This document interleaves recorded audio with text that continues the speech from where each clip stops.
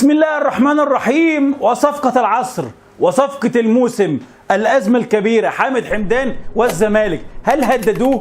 هل أجبروه؟ هل منعوه؟ عندنا 3 محاور: تعنت بتروجيت، دخول الأهلي، وفهلوة الزمالك. وأنا كالعادة بالعقل والمنطق، بس أنا عامة لغيت قلبي في الكورة، أحط لك الموضوع قدامك كله بتفاصيله بمنتهى العقل ويعني المنطق، وكمان بعدها لازم فنيا بقى نقيم الصفقة أصلا نفسها ونشوف تستحق القصة ولا لا، بيلعب فين، المراكز اللي بيجيد فيها، ايه مميزاته، ايه عيوبه. ودي نقطة تفصيلية، وفي حتة تفصيلية كمان مهمة جدا جدا. فقبل أي حاجة اعمل لايك للفيديو واشترك في القناة. أتمنى كل اللي بيتفرج ينزل الأول يعمل لايك كده قبل ما نبدأ، واشترك في القناة لو مش مشترك، وكمان فعل علامة الجرس عشان كل فيديو جديد يوصلك. وكالعادة نصلي على سيدنا محمد عليه أفضل الصلاة والسلام، ودائما ودائما لا ننسى إن احنا ندعي لإخواتنا. دعاء كبير وعامل أزمة، الدنيا مولعة. بص، الزمالك حقه يحاول يتعاقد مع حامد حمدان، حقه. بتروجيت من حقه يحافظ ويرفض بيع حامد حمدان، حقه. حامد حمدان من حقه ان يجيله فرصه دي يستغلها ويروح للزمالك، حقه. ال3 حقهم. اي حد يحاول يسلب حق من التاني بيقول اي كلام. فالحل يكون ايه؟ بالتراضي والاتفاق والاقناع، بس ملهاش غير كده. 3 اطراف موجودين. الطرف الاول تعنت بتروجيت. طيب بتروجيت حقه يبيع وما يبيعش، هو حر، ده مالك اللاعب. بس لو انا تسالني او بتروجيت يعني جم عندي قالوا لي يا كابتن شريف نعمل ايه واللاعب ده فاضل له سنه ويمشي ببلاش، اكيد المنطق والعقل يعني هقول لهم بيعوا طبعا. وعدم قيام بتروجيت ببيع لاعب هو موقف بالنسبه لي غريب جدا، واقسم بالله ما له علاقه باهلي ولا زمالك. يعني هو في المطلق لو فاضل له سنتين كنت اقول لك هو حر من حقه، مستني يعني سعره يزيد، لكن ده كمان سنه يمشي ببلاش، يضيع حاجه و30 مليون علشان هيمشي ببلاش. دي حاجه ما فيهاش منطق، حاجه انا مش قادر افهمها. الانديه الكبيره اصلا يعني بتعمل كده على استحياء. تخيل النادي الصغير، ما فيش نادي صغير بيعمل كده.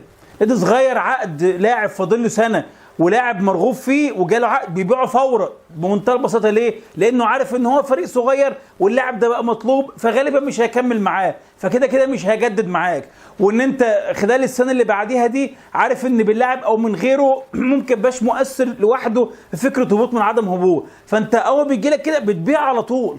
يعني الموضوع بيكون محسوم. فانا بتروجيت ترفض تبيع، انا مش قادر افهم الصراحه. يا راجل هيمشي ببلاش ده بالنسبه لبتروجيت، لكن ابقى في الاخر بتروجيت هي حره، حقها، هي عاوزه تخسر نفسها، انت مالكش فيه. طب بالنسبه للزمالك، الزمالك برضه عامل حته فهلوه.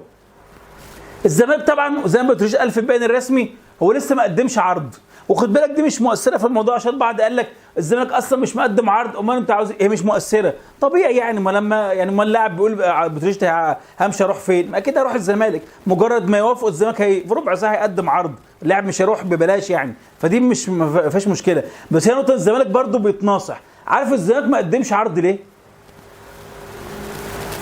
علشان لو قدم عرض دلوقتي وبتروجيت مش موافقه ويفضل حاله شد وجذب، فيبقى ضغط على الزمالك انه يقول 10 مليون، فبعد شويه يخليها 12 15 20 ويفضل يزود وبتروجيت يضغط عليه. فالزمالك حب يتنصح فقال لك مش هقدم عرض اصلا ومش هبقى متداخل في الموضوع، وارمي الكوره بين اللاعب وبين بتروجيت، يبداوا يخبطوا في بعض واللاعب يضغط عليهم، ولما يبقى يوافقوا في الاخر بعد كل القصه دي بدخل بالعرض بتاعي عشان ما يخش الاول في عرض مزايده. هي نصاحه من الزمالك بس هي فيها عدم حسم.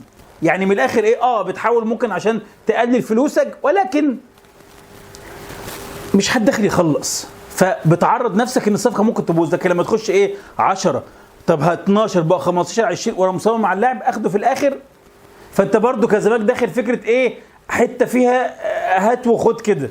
طيب الطرف الثالث في الازمه الاهلي، قال لك الاهلي متداخل وهو اللي مخلي القصه.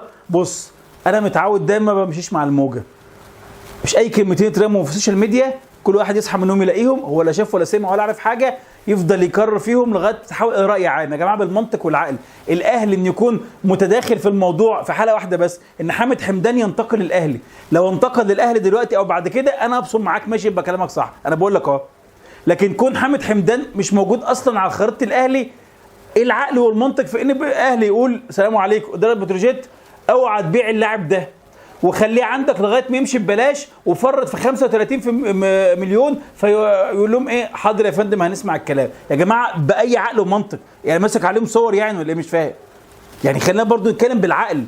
هيقول لهم خدوا اللاعب يمشي ببلاش لاي حته بس ما يروحش الزمالك، يا اما مش عارف، هيقول لهم حاضر هنمشيه ببلاش ونخسر نفسنا.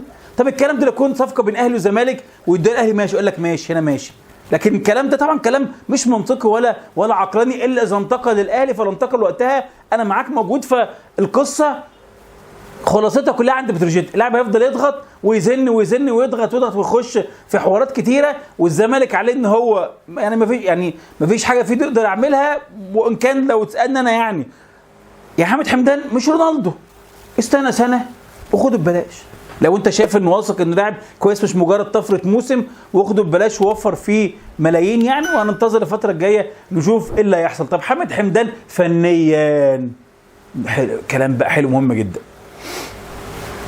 الراجل ده طبعا فلسطيني هيتقيد مصري، 25 سنه، بيلعب في مركز وسط المدافع، وهو بيلعب في اماكن كتيره، بس اخر مركز مع بتروجيت وسط مدافع رقم 6، وكان في الجزء الاخير من الموسم كان عندهم غيابات وحاجات، كان بيلعب كمان قلب دفاع لفتره طويله. الراجل طبعا ده بدا جاي كان فلسطيني من غزه 2018، كان في الاسيوطي يعني، تخيل كان في الاسيوطي ايام زمان خالص، بس اعارات بقى انتاج حربي، طنطا، الجزيره، المجد، ثم اخر حاجه بتروجيت اشتراه من المجد سنه 2023. يعني هو من موسمين، الموسم اللي فات ده هو اول موسم يلعب دوري ممتاز، فدي برضو نقطه خد بالك منها. الراجل ده ايه امكانياته؟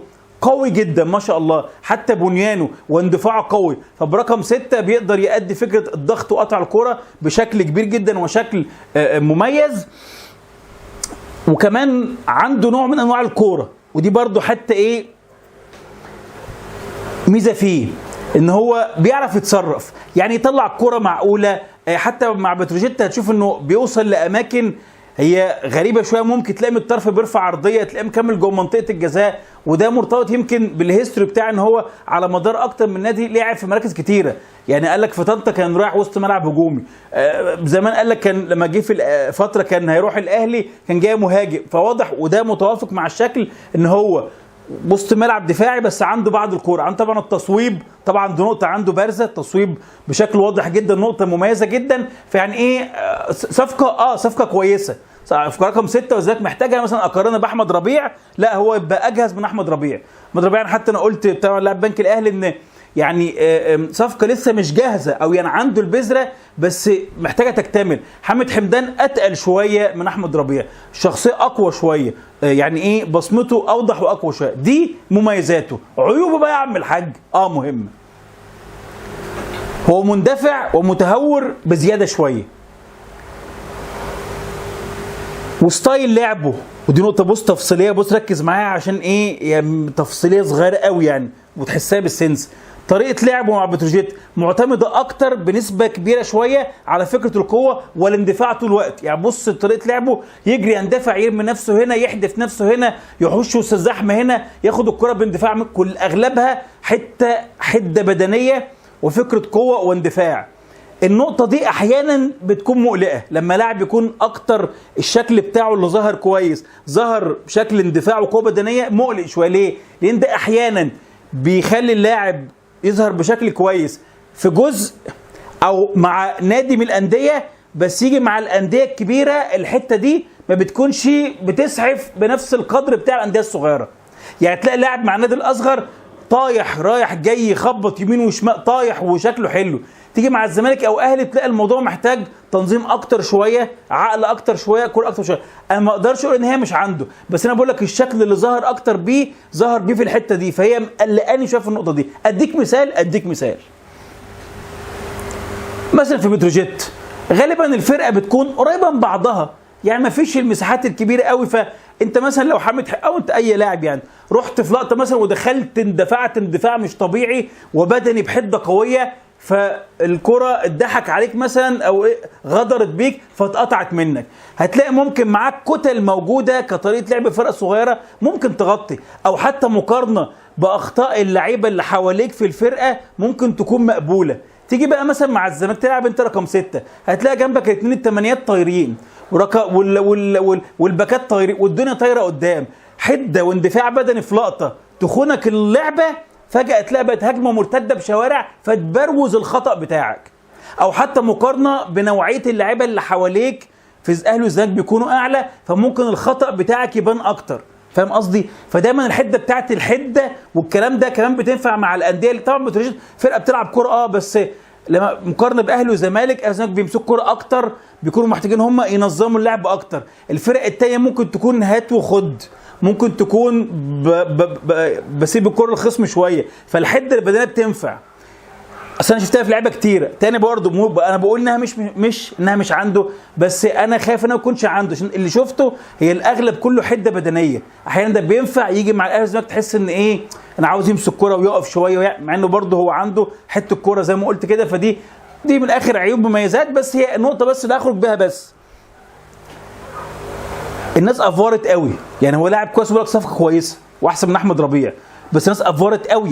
يعني طبعا اللي حصل والشد والجذب فخلت الناس تتمسك وحته العاطفه، مع ان يا جماعه هو اي حد هو اللي يتمنى يلعب اهلي وزمالك، هو مش جاي عشان لا بيضحي عشان اهلي ولا عشان زمالك، عشان حته العاطفه دي، وهيموت نفسه عادي يلعب في الاثنين عشان هي حاجه كنز بالنسبه له يعني. والناس بتتعاطف وعاطفيه، وبعد سنه 2 تلاقي اللاعب جاي له عرض ويمشي يعني. فالناس دايما تبقى متعقله، بس ناس افورت شويه، هي مش بالشكل الضخم اللي هو جاي بديل طارق حامد وكله خايف انه يجي الزمالك. القصه دي عنده عيوب عنده مميزات، وانتظر الفتره الجايه. انا عرضت لك كل حاجه بمنتهى وجهه نظري، نشوف ايه اللي هيحصل الفتره الجايه، وفي الاخر يكون السؤال بالنسبه لك انت، حامد حمدان يستحق انك يحارب عليه هذا الموسم ولا يستنى ويجيبه الموسم الجاي يكون ببلاش؟